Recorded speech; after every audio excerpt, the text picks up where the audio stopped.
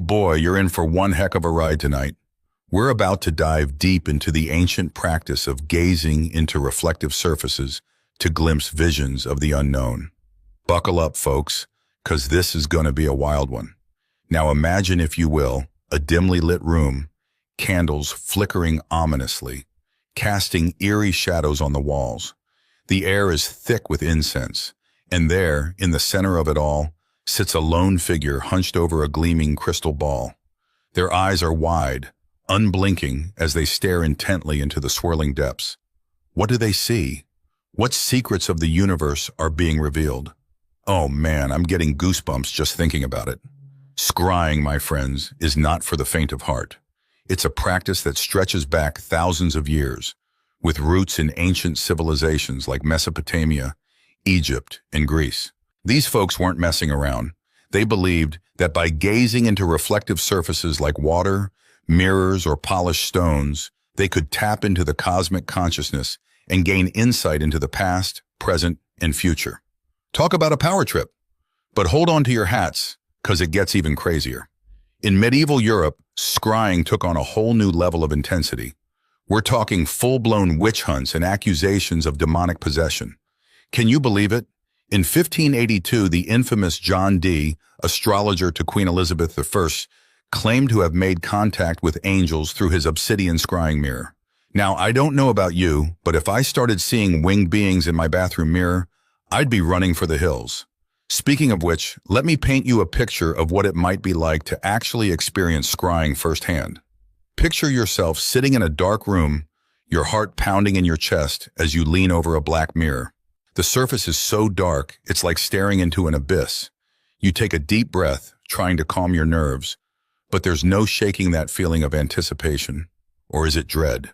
As you gaze into the mirror, your eyes begin to play tricks on you.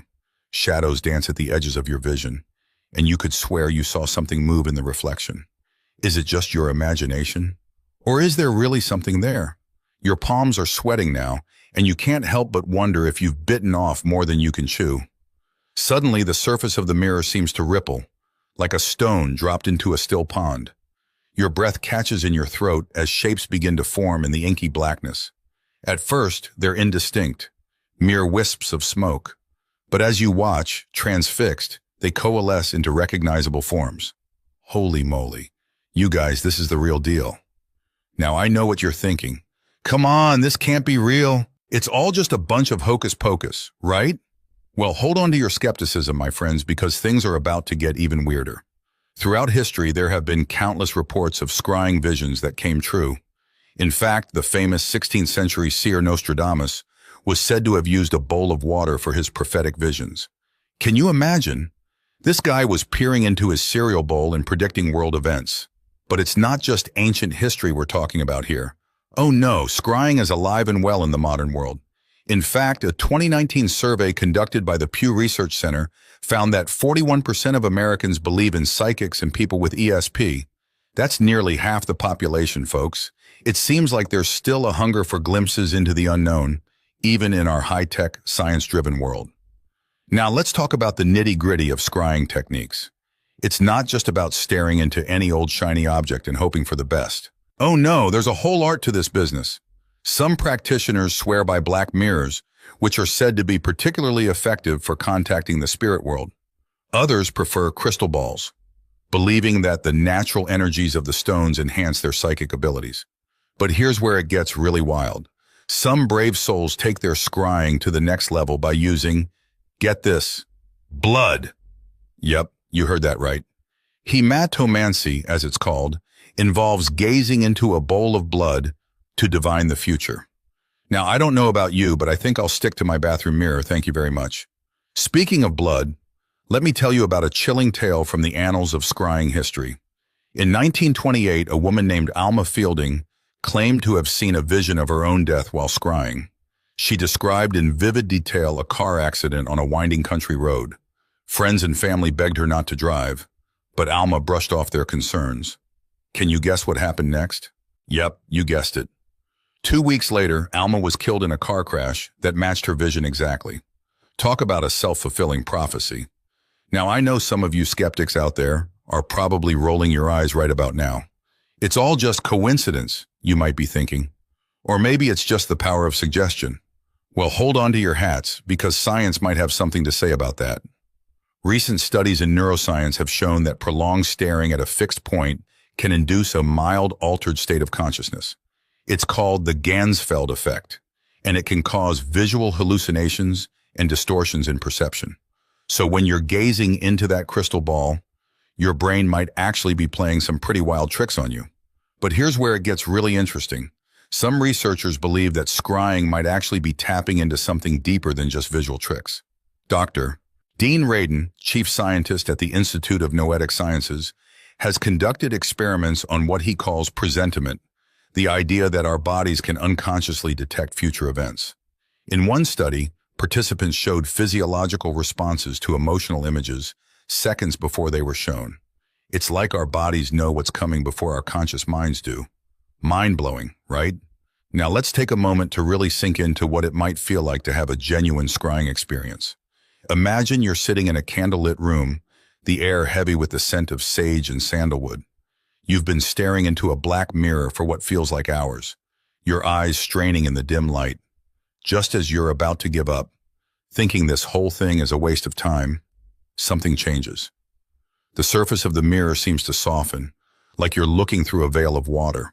Your heart starts racing as images begin to form. At first, they're just abstract shapes and colors, swirling and merging like oil on water. But then, oh man, then they start to take shape. You see a face forming in the darkness. It's blurry at first, but as you watch, breathless, it comes into focus. With a jolt of shock, you realize you're looking at yourself, but not as you are now. This is an older version of you, with gray streaks in your hair and lines around your eyes. The future you is smiling, looking content and at peace. As you watch, transfixed, the scene around your future self starts to materialize. You're sitting in a beautiful garden, surrounded by blooming flowers and lush greenery. There are children playing nearby, and with a start, you realize they must be your grandchildren.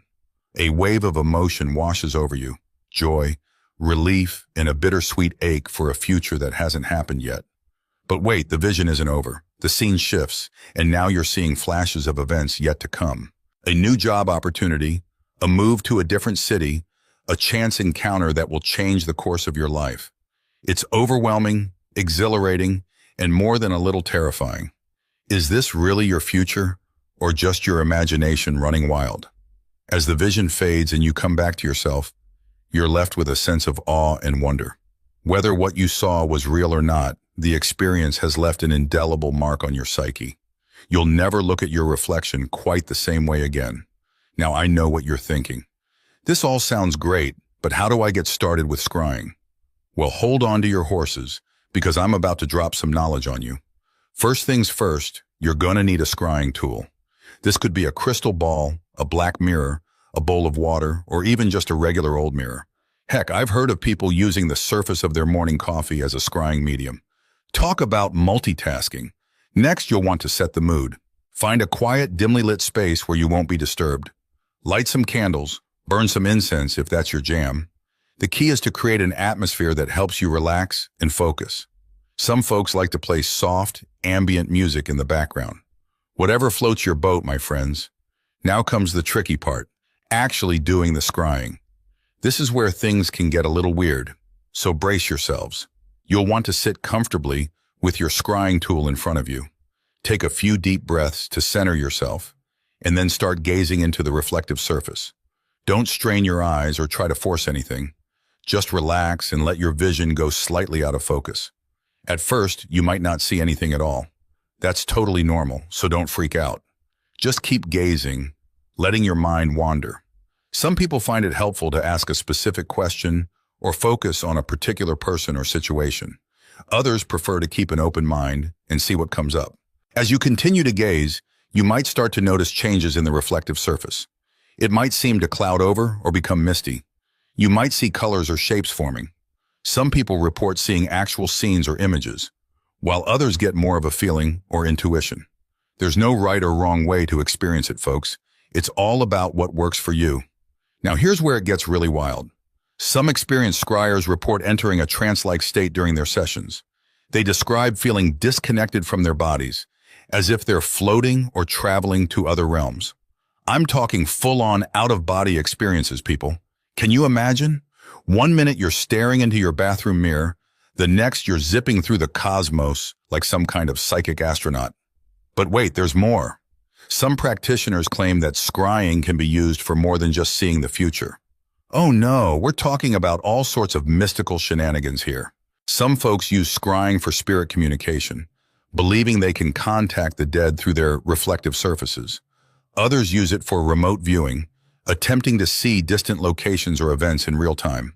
Now, I know some of you are probably thinking, this all sounds great, but is it dangerous? Well, my friends, that's where things get a little murky. While most scrying experiences are harmless, there have been reports of some pretty spooky occurrences. We're talking unexplained noises, objects moving on their own, even full-blown apparitions. Yikes!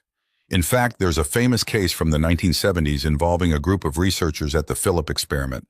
These folks set out to prove that paranormal phenomena were all in the mind by creating a fictional ghost and trying to contact it through seances and scrying. But here's the kicker. They actually started getting responses. Doors slammed, tables moved, and they even claimed to have captured ghostly images in mirrors. Talk about a backfire. So if you're thinking of trying scrying for yourself, it's probably a good idea to take some precautions. Many practitioners recommend grounding themselves before and after a session by visualizing roots growing from their feet into the earth. Others use protective crystals or say prayers for safety. And whatever you do, don't go scrying in haunted locations or cemeteries. That's just asking for trouble. Now let's talk about some of the different types of scrying that people practice. We've covered crystal balls and black mirrors, but that's just the tip of the iceberg, folks. Some people use water scrying, gazing into a bowl or natural body of water. Others prefer fire scrying, staring into the flames of a candle or bonfire. There's even cloud scrying, where you look for shapes and messages in the sky. But here's where it gets really wild. In some cultures, scrying is taken to a whole other level. In parts of Mexico and Central America, there's a practice called the obsidian mirror ceremony. Practitioners use polished obsidian mirrors, believing they can communicate with the Aztec god Tezcatlipoca. Now, I don't know about you, but the idea of chatting with an ancient deity through a piece of volcanic glass is both terrifying and kind of awesome. Speaking of ancient practices, did you know that scrying has been used in warfare? That's right, folks. In ancient China, military strategists would use scrying techniques to try and predict the movements of enemy forces. Can you imagine planning your battle tactics based on what you saw in a bowl of water? Talk about high-stakes decision-making. But it's not just ancient history we're talking about here. Even in modern times, there have been some pretty wild claims about the use of scrying in espionage and government operations.